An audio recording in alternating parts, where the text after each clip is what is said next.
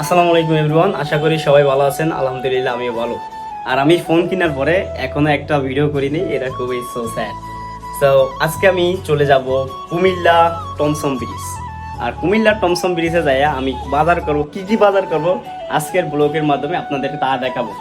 আর আজকে এই ভিডিওটা আর একটা ভিডিও আপলোড হবে, তারপরে হয়তো আর ভিডিও আপলোড হয়তো নাও হইতে পারে, এটা সম্ভাবনা আছে।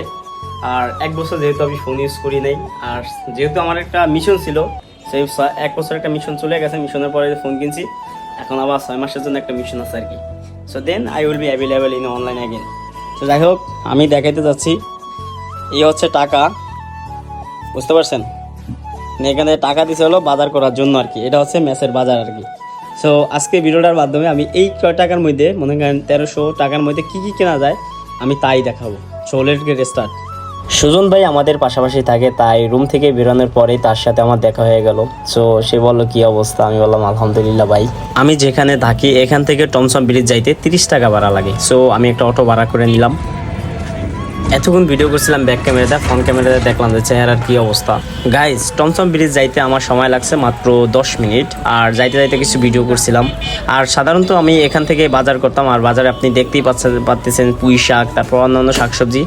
আর আমি পার্সোনালি শাকসবজি অনেক পছন্দ করি, আর মানে আমার কাছে খুবই ভালো লাগে আর কি।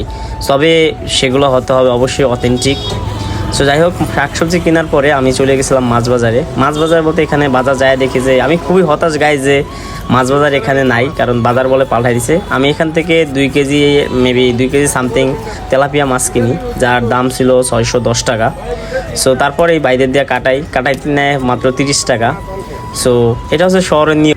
গ্রামের মানুষরা যেটা করে যে মাছ বাড়িতে আনে, তারপর তারা নিজেরা মাছ কাটে, বাট শহরে এটা কোনো নিয়ম নেই। শহরে বাজার থেকেই কাইটে আনে, হোক ফ্যামিলি হোক মেস।